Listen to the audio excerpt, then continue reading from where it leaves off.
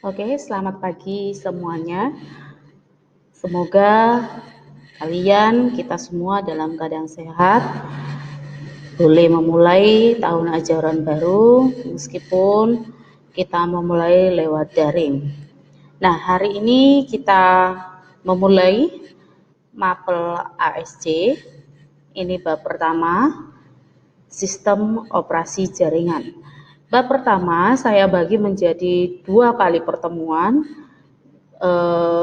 Yang pertama sistem operasi jaringan, mengenal apa itu sistem operasi jaringan, bagaimana menginstalasi sistem operasi jaringan. Dan yang kedua, administrasi sistem file dan perintah-perintah dasar pada Linux. Nah, saya mulai untuk yang pertemuan pertama dulu. Apa sih sistem operasi jaringan?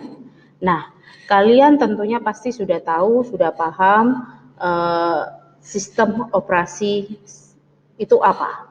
Misalnya, kalian pasti punya HP masing-masing, ada yang Android, ada yang pakai iOS. Nah, Android dan iOS itu adalah contoh jenis sistem operasi. Itu untuk HP. Kalau misalnya di laptop, ada yang Windows, ada yang Linux, ada juga mungkin yang pakai Mac, Macintosh, ya.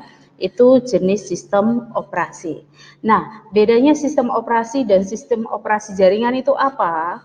Sistem operasi berarti misalnya contoh, sebuah laptop atau sebuah PC apakah bisa kita gunakan jika tidak ada sistem operasi? Tentu tidak.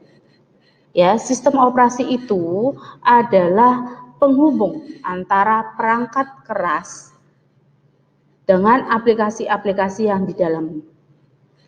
Misalnya, kamu mau ngetik atau apa pakai Microsoft Word, jika sistem operasinya nggak ada, ya nggak bisa. Total kita nggak bisa menggunakan PC tersebut. Nah, sedangkan sistem operasi jaringan, sistem operasi yang ditujukan untuk menangani jaringan. Nah, ciri-ciri atau karakteristik sistem operasi jaringan, pusat kendali, akses aman, kemudian kita bisa meremote user atau meremote server asal terkoneksi dengan jaringan. Kemudian kita bisa membackup data dan memastikan data itu tersedia. Fungsi utama sistem operasi itu yang pertama operasi jaringan ya. Yang pertama menghubungkan sejumlah komputer dan komputer lainnya, yaitu server dengan klien-klien dalam sebuah jaringan. Berarti yang di sini PC-nya bukan hanya satu ya. Kalau sistem operasi cukup PC satu, tapi sistem operasi jaringan itu melibatkan ada server, ada klien, berarti lebih dari berapa PC.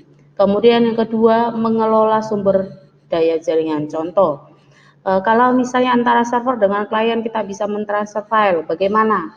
Itu kita bisa menggunakan sistem operasi jaringan. Kemudian menyediakan keamanan jaringan. Kita bisa misalnya firewall, ada misalnya dari luar yang kita tidak kenali untuk berusaha masuk atau untuk tujuannya mensadap, kita bisa firewallnya atau memblokirnya. Nah, masih banyak lagi fungsi utama dari sistem operasi jaringan. Saya lanjut, jenis-jenis sistem operasi berdasarkan layanan interface. Jadi biasanya ini kita lihat cara penginstalnya. Ada yang GUI, Graphic User Interface, kemudian ada yang CLI, Command Line Interface. Yang GUI biasanya kalau kita menginstal itu lebih terbantu karena kita tidak perlu menghafal sintak-sintak lagi. Jadi biasanya kalau kita menginstal itu cenderung pakai GUI. Next, sudah ada gambarnya. Jadi perintahnya tidak perlu kita ketikkan lagi. Nah, yang harus menghafalkan perintah atau sintaks itu yang berbasis teks atau CLI.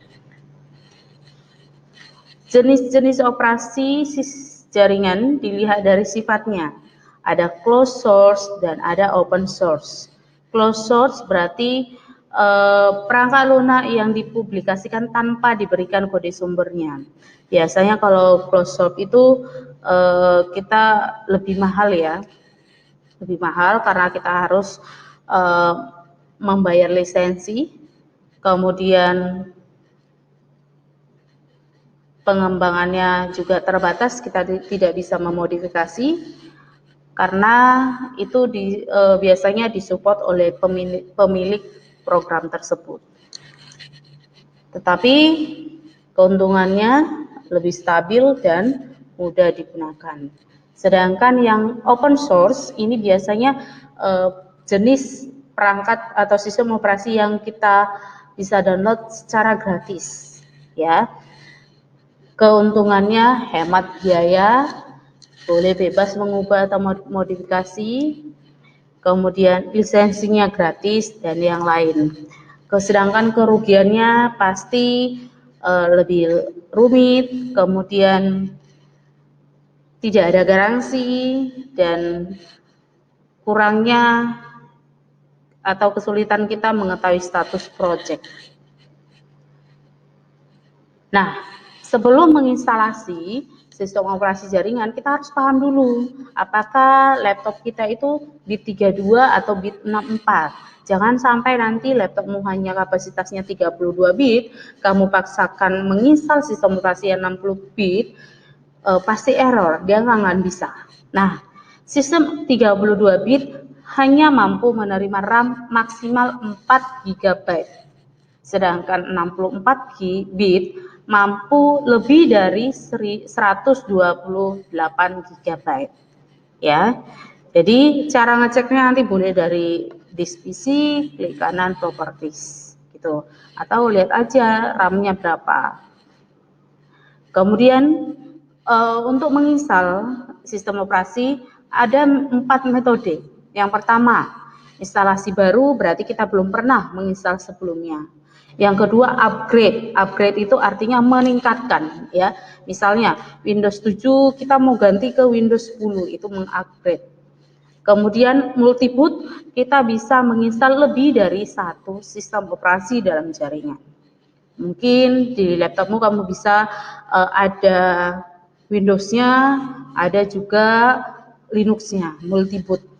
Sedangkan yang keempat, virtualisasi, yaitu teknik memungkinkan instalasi sistem operasi dilakukan di atas sistem operasi yang ada saat ini. Kita menggunakan virtualisasi. Nanti Bu Santi atau kita semua akan mempraktekkan sistem operasi jaringan dan layanan-layanan sistem operasi jaringan dengan metode virtualisasi dengan bantuan aplikasi VirtualBox. Jadi nanti yang Debian kita anggap sebagai server dan yang Linux Debian sebagai server, yang Windows sebagai klien. Nah, kadang misalnya sebenarnya ada beberapa kendala seperti tahun-tahun lalu, laptopnya sebenarnya supportnya 64 bit. Tapi yang kelihatan di VirtualBox-nya itu masih 32 bit. Bagaimana cara mengubah tampilan OS 64 bit di VirtualBox? Nah, di sini sudah Bu Santi kasih, jadi kalian nanti di rumah boleh ngecek. Saat kalian menggunakan VirtualBox, kalian harus ngecek tampilannya 64 atau 32.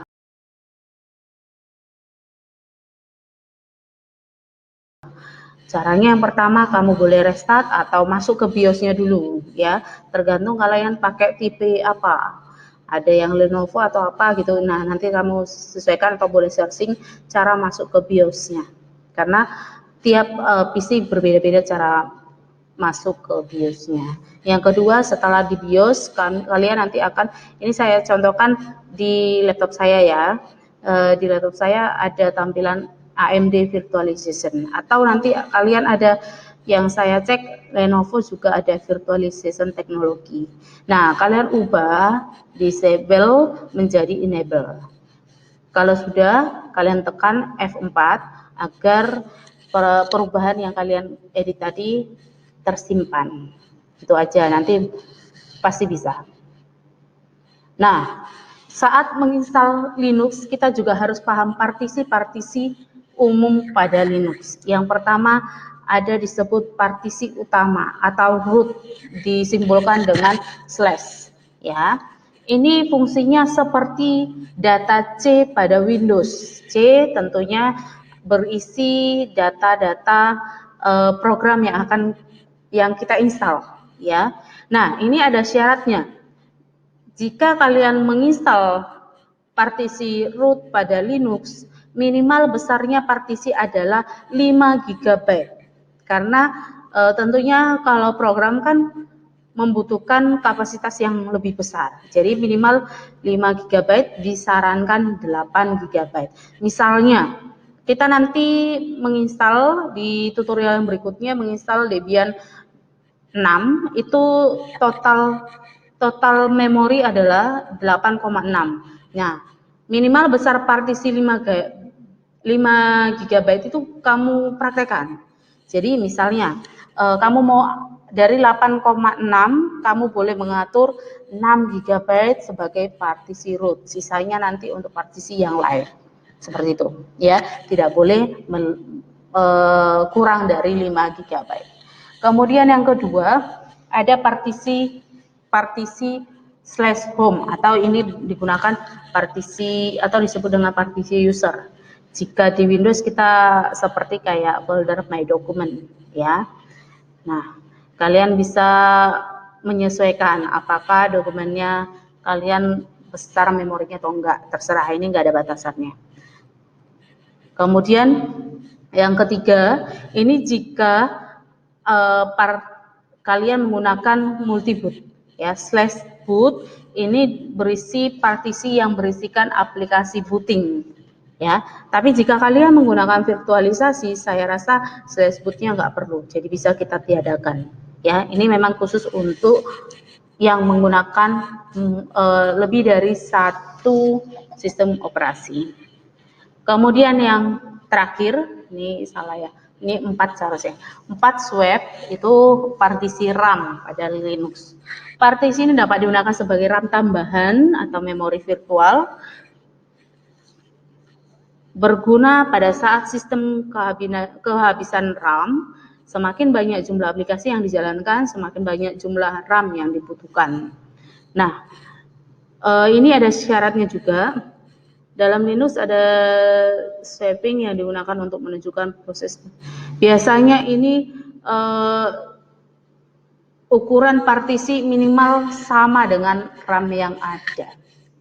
Jadi disarankan besar swap 2 kali RAM.